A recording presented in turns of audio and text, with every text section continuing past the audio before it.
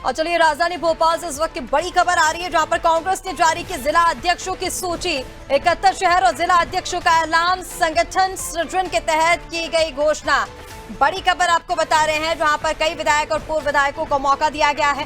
कांग्रेस ने कई जिला अध्यक्ष को रिपीट किया है। इंदौर से चिंटू चौक से बने शहर अध्यक्ष दिग्विजय के बेटे जयवर्धन को गुना की कमान, विपिन वानखेड़े को इंदौर ग्रामीण की कमान दी। भोपाल जिले के दोनों अध्यक्ष रिपीट हुए हैं। भोपाल के जिला अध्यक्ष बने प्रवीण सक्सेना। भोपाल ग्रामीण से अनोखी मान सिंह पटेल को कमान। बैतूल के जिला अध्यक्ष बने निलय डागा। तो आपको बता दें, मध्य प्रदेश में कांग्रेस ने 71 जिले के अध्यक्षों की घोषणा कर दी है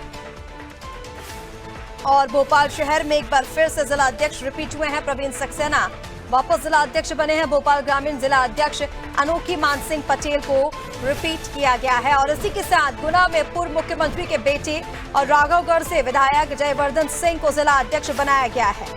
साथ ही आपको बता दें, उज्जैन शहर मुकेश भाटी, उज्जैन ग्रामीण में महेश परिमार को जिम्मेदारी दी गई है। तो ये बड़ी खबर आपको बता रहे हैं इस वक्त की, जहां पर मध्य प्रदेश कांग्रेस ने 71 जिलों के अध्यक्षों की घोषणा कर दी है। काफी लंबे समय से इंतजार और अब जाकर कांग्रेस ने यह सूची जारी की है। 71 शहर और जिला अध्यक्षों का ऐलान कांग्रेस की ओर से कर दिया गया। ये सूची आपको दिखा रहे हैं, जिसमें 71 नाम है। कई युवाओं को मौका दिया गया है और काफी ज्यादा समीकरण बैठाकर उसके बाद जिला अध्यक्षों के नामों की घोषणा हुई है। और एक बार फिर आपको बता दें, भोपाल शहर कांग्रेस के जिला अध्यक्ष प्रवीण सक्सेना और भोपाल ग्रामीण जिला अध्यक्ष अनोखी मान सिंह पटेल को रिपीट किया गया है। साथ ही गुना में पूर्व मुख्यमंत्री के बेटे और राघवगढ़ से विधायक जयवर्धन सिंह को जिला अध्यक्ष बनाया गया है।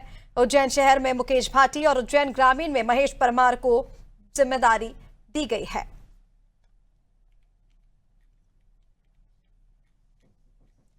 तो आपको बता दें, कांग्रेस ने जिला अध्यक्षों की सूची जारी कर दी है। 71 शहर और जिला अध्यक्षों का ऐलान कांग्रेस की ओर से कर दिया गया है। मध्य प्रदेश कांग्रेस में 71 जिला अध्यक्षों की सूची टीवी स्क्रीन पर आप देख रहे हैं। संगठन सृजन के तहत घोषणा की गई है। कई विधायक और पूर्व विधायकों को मौका दिया गया है। कांग्रेस ने कई जिला अध्यक्षों को रिपीट भी कर दिया है, जैसे भोपाल ग्रामीण। इसी के साथ कांग्रेस ने कई, आपको बता दें, इंदौर से चिंटू चौक से शहर अध्यक्ष बने हैं। दिग्विजय के बेटे जयवर्धन सिंह को गुना में मौका मिला है। गुना की कमान उनके हाथ में है। विपिन वानखेड़े को इंदौर ग्रामीण की कमान दी गई है। भोपाल जिले के दोनों अध्यक्ष रिपीट किए गए हैं। प्रवीण सक्सेना, अनोखी मान सिंह पटेल को कमान दी गई है। और चलिए, ज्यादा अपडेट्स के लिए हमारे साथ ब्यूरो हेड ब्रजेश चौकसी जी जुड़ रहे हैं। ब्रजेश जी, काफी लंबे समय से इसका इंतजार किया जा रहा था और अब जाकर मध्य प्रदेश कांग्रेस ने जिला अध्यक्षों की सूची जारी कर दी है। इस सूची में 71 जिला अध्यक्षों के नाम, कैसे समीकरण बिठाए गए हैं, क्या फैक्टर्स हैं इसके पीछे? निश्चित तौर पर उम्मीद की जा रही थी कि कांग्रेस जो 71 जिला अध्यक्षों की सूची लेकर आई है, इसमें युवा होंगे, नए चेहरे होंगे, लेकिन जितनी कवायद इतने दिनों से चल रही थी उसका कोई नतीजा नहीं निकला है। हम देख रहे हैं कि विधायकों को, पूर्व विधायकों को ज़्यादा मौका दिया है। आधा दर्जन से अधिक पूर्व विधायकों को दिया है। रायसेन की बात करें, देवेंद्र पटेल को दिया है। अलीराजपुर में मुकेश पटेल को दिया है। इंदौर ग्रामीण में विपिन वानखेड़े को दिया है। कटनी शहर में कुंवर सौरभ सिंह को, मंडला में अशोक मरस्कोले को, नरसिंहपुर में सुनीता पटेल को, राजगढ़ में प्रियव्रत सिंह को, जो कि दिग्विजय सिंह के भतीजे हैं। और पड़ोस में हम गुना में देख रहे हैं तो पूर्व मंत्री जयवर्धन सिंह, जो कि उनके बेटे हैं, उनको अध्यक्ष बनाया। वो मौजूदा विधायक है। रतलाम में भी पूर्व विधायक हर्ष विजय गहलोत को यहाँ पे अध्यक्ष बनाया गया। उसी तरह आप देखो, राघवगढ़ की बात कर लें, राघवगढ़ से विधायक रहे हैं जयवर्धन सिंह, जो मैं जिक्र कर चुका हूँ, उनको गुना में बनाया गया। मुकेश भाटी है उज्जैन शहर के। उज्जैन ग्रामीण में महेश परमार हैं। बालाघाट में विधायक संजय उइके हैं। डिंडोरी में विधायक ओमकार सिंह मरकाम हैं, जिनको, और सतना में सिद्धार्थ कुशवाहा, जो कि विधायक हैं। तो विधायकों को भी दिया गया और पुराने लोगों को भी रिपीट किया गया।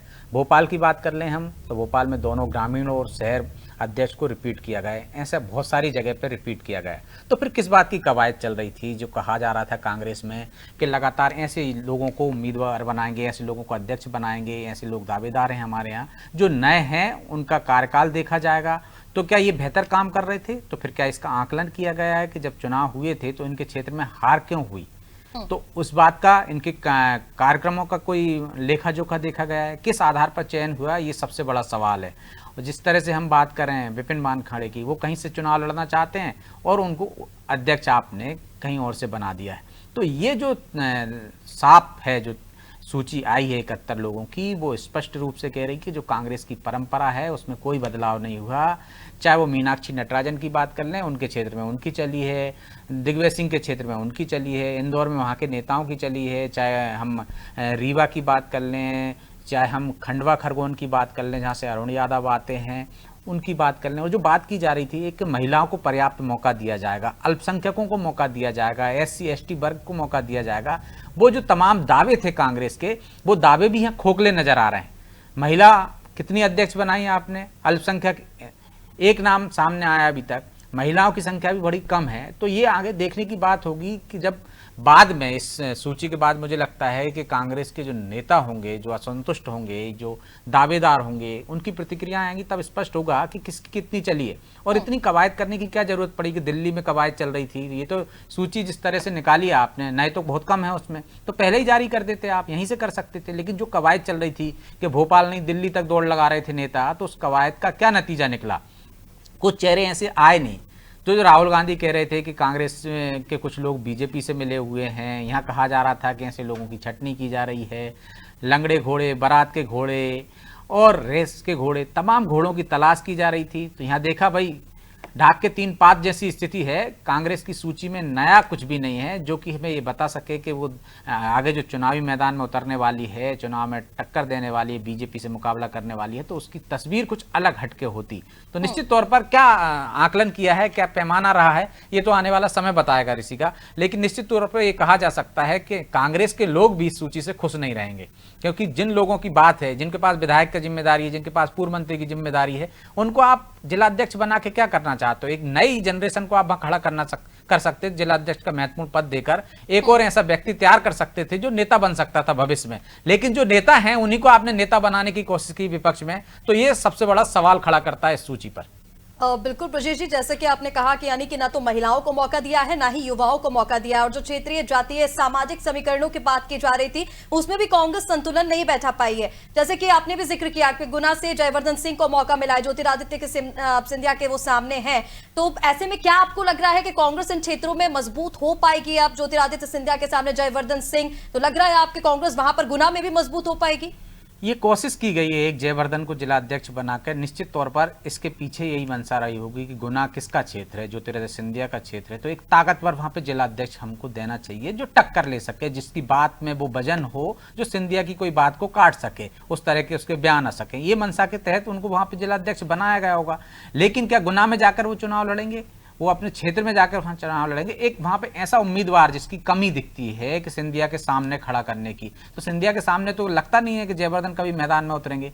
तो ऐसे व्यक्ति को आप जिलाध्यक्ष बना सकते थे, ऐसा जातीय समीकरण साध सकते थे जिसकी वजह से गुना में आपने ज्योतिरादित्य सिंधिया को मैदान से हटा दिया था या हरा दिया था, कह सकते हैं। ये यादव का कार्ड आपने चला था जिसकी वजह से जो सिंधिया को हारना पड़ा था बीजेपी ने, वही चाल आप वहां चल सकते थे, आपने कोशिश की थी। लेकिन किसी यादव को आप जिलाध्यक्ष बनाकर वहां पर मजबूत पकड़ बना सकते थे, उस वोट बैंक को साध सकते थे, जिस वोट बैंक की दम पर वो आप भी मानते थे कि बीजेपी ने सिंधिया को हराया था और सिंधिया वापस चले गए थे। आपने उस रणनीति को आगे अपनाने की कोशिश भी की थी अगले चुनाव में, लेकिन इसके बावजूद आप उस पर अमल करते नजर नहीं आए। मुझे लगता है बेहतर होता, जातीय समीकरण देखते वहां के, तो एक अच्छा मजबूत आप जिलाध्यक्ष खड़ा कर सकते थे। लेकिन जो क्षेत्रीय छत्रप हैं वो भी नहीं चाहते कि उनसे बेहतर कोई वहां पे व्यक्ति तगड़ा मजबूत ऐसा कोई क्षेत्रीय छत्रप पैदा हो जाए। जयवर्धन की बात करें, वो क्यों चाहेंगे कि वहां पे कोई एक नया ऐसा खड़ा हो जाए जो उनके समकक्ष हो जाए?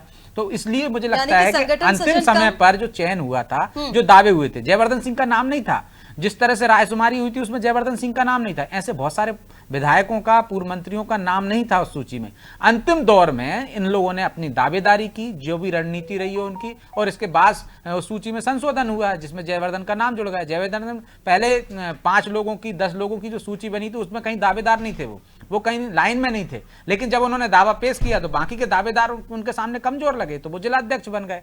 इसी रणनीति का अन्य पूर्व मंत्रियों ने और विधायकों ने फायदा उठाया, जिसका पार्टी ने उस पर मोहर लगा दी, जबकि वहां चाहते तो और नए युवाओं को आगे ला सकते थे। बिल्कुल ब्रजेश जी, तमाम अपडेट्स के लिए बहुत शुक्रिया आपका। तो आपको बता दें, मध्य प्रदेश में जिला अध्यक्षों की सूची का ऐलान कर दिया है कांग्रेस ने। संगठन सृजन के तहत ये घोषणा की गई है, जिसमें 71 नाम शामिल हैं। कई जगह ऐसे हैं जहां पर विधायकों को मौका दिया गया है, कई जगह पर नाम रिपीट हुए हैं, जैसे कि भोपाल शहर और ग्रामीण की बात की जा रही है। यहाँ पर भी जो जिला अध्यक्ष है वो रिपीट किए गए हैं। और ऐसे में यह कहा जा रहा है कि महिलाओं और युवाओं की जो बात की जा रही थी विस्तार की, उनको मौका नहीं मिला है। जो पुराने लोग थे जिनके पास पहले से कई पद हैं, उन्हीं को वापस से रिपीट किया गया है।